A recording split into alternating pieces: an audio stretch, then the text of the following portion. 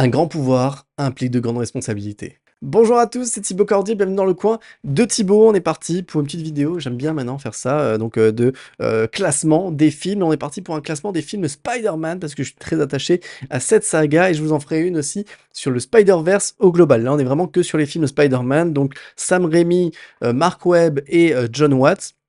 Juste en avant, c'est bien du prochain Brand New Day, que j'attends quand même avec impatience, qui a l'air de bon augure. Donc voilà, je vous ai préparé une tier list et donc voilà, donc on a très bien, bien, moyen et nul, et je pense que ce Tom Holland a une place, parmi les nuls. Je suis désolé. Je sais que la nouvelle génération est très attachée à celle de Tom Holland, mais voilà, je fais partie des maintenant des j'entre dans le club des vieux, qui préfèrent, forcément ceux de Sam Raimi.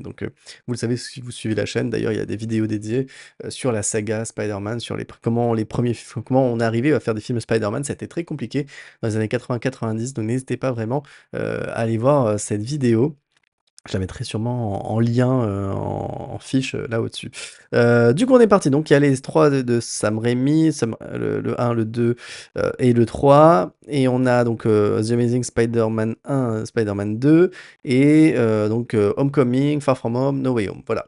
Donc, on va commencer, allez, par mon chouchou. Moi, c'est. Enfin, en vrai, franchement, la trilogie Sam Raimi, j'ai dû. Alors, le 1 et le 2. Ah, c'est dur. C'est dur, c'est dur, c'est dur. Pour moi, mais parce que le 1, je suis tellement attaché parce que c'était le premier, quoi, tu vois. Mais il a un peu mal vieilli aujourd'hui en termes de VFX et tout ça. Mais je vais mettre Spider-Man 1 en bien parce que franchement, c'était une belle. Alors, déjà, c'était incroyable. À l'époque, moi, je me rappelle encore de ma séance Spider-Man 1. En 2002, du coup, j'avais 6 ans. Et je me rappelle encore. Mais chaque séance de Spider-Man, je me rappelle, hein. La trilogie Sam Raimi, vraiment, je me rappelle de chaque séance, le jour où on y allait, tout ça, comment j'étais excité. Je regardais les bandes annonces enfin, 100 000 fois avant d'aller les voir. Donc voilà, donc pour l'instant, je mets bien parce que c'est une belle première proposition, mais c'est surtout parce qu'en fait, derrière, il y a mieux. Parce que je sais que le 2, et je le mettrai encore au-dessus.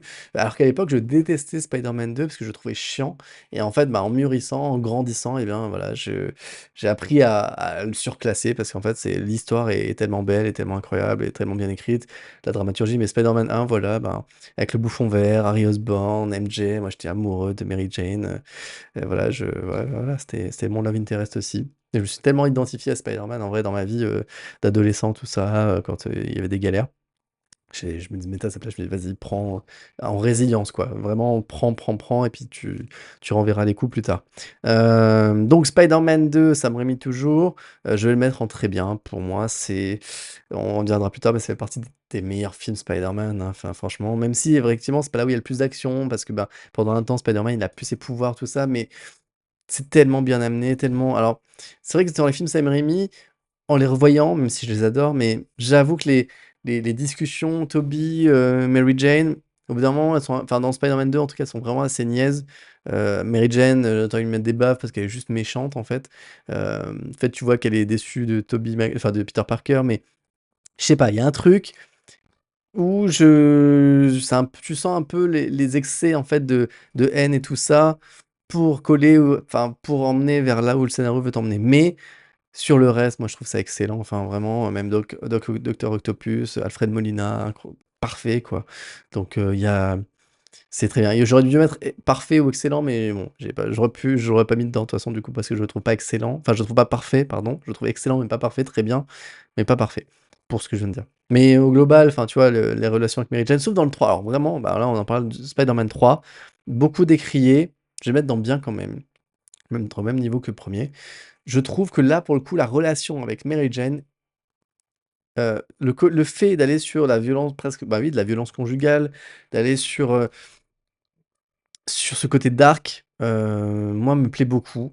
Même si je comprends pas le move de Peter Parker d'embrasser Gwen Stacy devant tout le monde, devant sa chérie enfin Mary Jane, qui est dans le public. Enfin, OK, il y a le côté, il est pris par, l'engouement, et puis il y a ce côté, il dissocie vraiment Spider-Man de Peter Parker. Mais je me dis: «Non», enfin, tu vois, moi, je serais Spider-Man, tu sais qu'il y a ta femme en face, tu peux pas, tu vois? Là, pour moi, effectivement, c'est mais bon et pourtant et en plus, il a tellement couru derrière, Mary Jane pendant 2 films, tu te dis toute sa vie même en vrai, tu te dis: «Tu ferais jamais ça, quoi». Si c'est vraiment l'amour de ta vie, tu fais pas ça. Donc il y a juste ça aussi. Pareil, en fait, c'est des trucs un peu des fois où tu dis: «Bah, c'est vraiment pour le scénario» et le Peter Parker de du Spider-Man 1 n'aurait jamais fait ça donc mais bon, allez, j'excuse pour, mais je trouve que moi, oui, le Venom n'est pas le un vrai enfin, n'est pas le Venom des comics, mais pareil, j'arrive pas à le condamner. Pour moi, c'est logique dans l'évolution du film. C'est un bon antagoniste. L'Homme Sable avec sa rédemption, tout ça, enfin, c'est une des plus belles scènes de toute la trilogie avec Flint Marko à la fin où Spider-Man comment dire? Lui pardonne et ouais, c'est joli, quoi. C'est une belle histoire et l'histoire avec sa fille d'ailleurs, il y a des scènes coupées avec sa fille qui sont magnifiques. Je sais pas pourquoi elles ont été coupées, mais bref, où il se transforme en château de sable pour sa fille, c'est magnifique. Allez, The Amazing Spider-Man, bon malheureusement alors je vais le mettre dans moyen.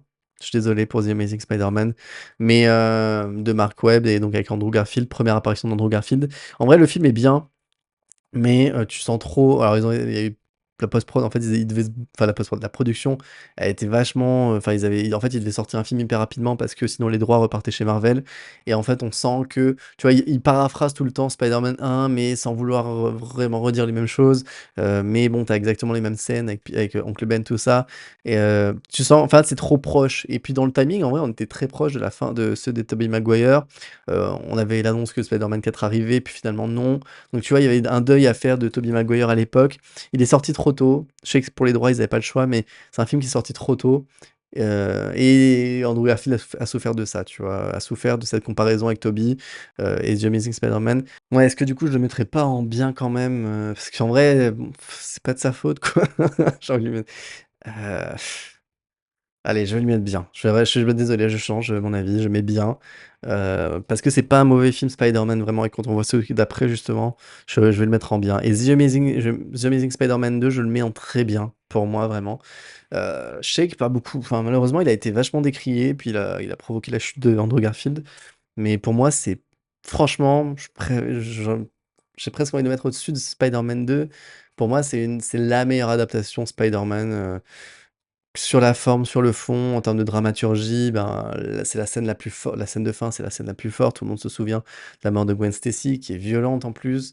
Il y a la mort de Sinister Six, il y a Harry Osborn qui débarque. Enfin, il y a plein de choses. C'est vraiment très dense, peut-être trop pour le public, mais moi, pour moi, ça s'enchaîne bien, tu vois? Après oui, il y a le côté, pourquoi il donne pas son sang à Harry? Bah, parce que après pour moi ça c'est logique aussi, c'est-à-dire que comme il a son sang radioactif tout ça, il a peut-être pas envie enfin il sait pas ce que ça va donner derrière donc Andrew Garfield qui est très touchant et puis quand il se sépare avec Gwen Stacy, bon il la stalk un peu mais quand ils se retrouvent en fait il y a beaucoup d'idées aussi de réal, tu vois? Et Mark Webb vraiment je trouve que là autant dans The Amazing Spider-Man 1 sa réal se ressent pas du tout et elle est très, on va dire, propre, mais sans plus. Là, vraiment, il y a des intentions de réalisation, les séquences électro ou quand il fait de l'électrique et tout, il y a de la musique, la scène à Times Square, elle est incroyable avec, quand il se voit dans les écrans et que, tu vois, il comprend qu'en fait, il a envie de cette reconnaissance et enfin, vraiment, les scènes la scène au ralenti qui est trop bien faite, enfin, vraiment, il y a vraiment plein d'idées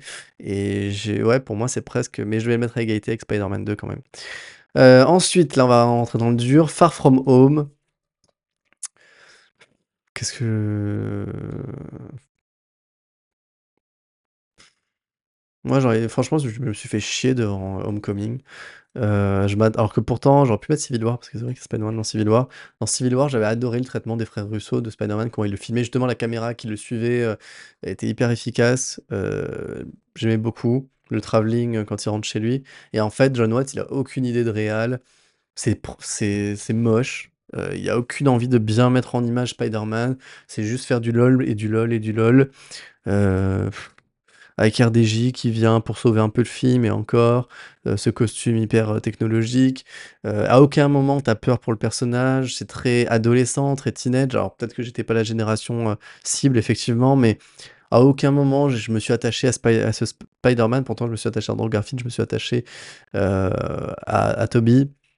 Mais là, ouais, non, je sais pas, je trouve que c'est mal écrit, c'est mal amené, c'est cliché, ça donne pas envie.